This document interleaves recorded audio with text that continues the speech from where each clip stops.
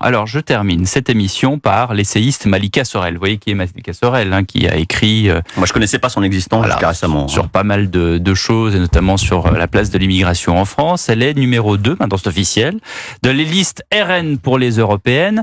Et alors, du coup, elle est venue lundi matin s'expliquer au micro de Sonia Mabrouk. On écoute. Le fait que je rejoigne la liste portée par Jordan Bardella était une évidence. Une évidence. Une évidence. C'est dans la continuité de ce que j'ai fait. Si vous vous souvenez, Marcel Gauchet, le grand philosophe Marcel Gauchet avait dit à votre micro, le parti de Marine Le Pen, c'est un parti qui ressemble au RPF du général de Gaulle, qui est social et national. Je m'y retrouve pleinement, parce que je viens de vous dire, je suis gaulliste. Évidence, dites-vous, votre ralliement a fait réagir la droite. Le président des Républicains, Éric Ciotti, a réagi, Malika Sorel, en dénonçant, je cite, de l'opportunisme et d'ajouter, écrire c'est bien, puisque vous êtes essayiste, mais agir c'est mieux. Que lui répondez-vous ce matin ? Alors, au vu des sujets que j'ai portés, que j'incarne, je considère aujourd'hui que l'unité est en danger. C'est pour ça que je m'engage encore davantage.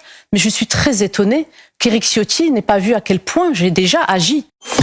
Alors, tout ça, c'était avant la parution du Canard enchaîné mercredi matin.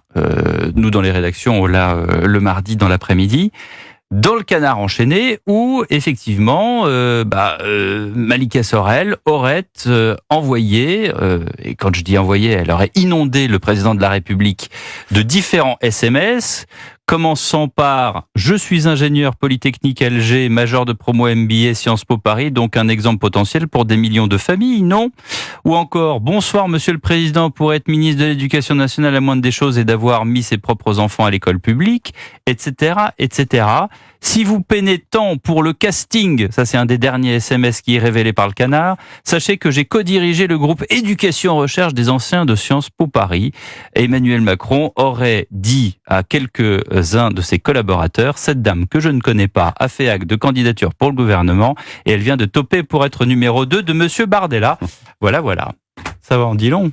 Oui, Arthur Delaborde. Alors au RN, on a expliqué que Jordan Bardella était au courant plus ou moins de ces du démarchage. Oui, de cette tentative. La ligne de défense du RN n'est pas extrêmement claire. Effectivement, quand on lit en tout cas l'article du Canard enchaîné, on tombe des nues.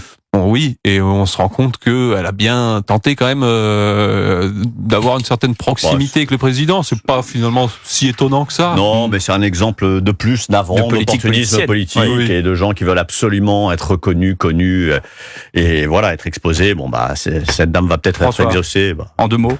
C'est la preuve que pour réussir, quand on est opportuniste, soit on va au gouvernement Macron, soit on va sur une liste RN aux européennes. Voilà, le choix est large. Voilà. Merci les amis, merci d'avoir commenté la semaine politique. On note bien ce qu'il faut lire dans le JDD dimanche. Et puis, je vous signale également que le week-end, vous retrouvez bien sûr pour vos récits Christophe Ondelat à 14h, Au cœur de l'histoire à 15h. Et si vous n'avez pas le temps ou pas l'occasion de les écouter en direct sur Europe 1, il y a bien sûr les podcasts et l'application Europe 1. On se retrouve dans un instant pour le journal de 19h et Agnès Pannier-Runacher, ministre déléguée à l'agriculture et le grand témoin de l'actualité à partir de 19h15 sur Europe 1. À tout de suite.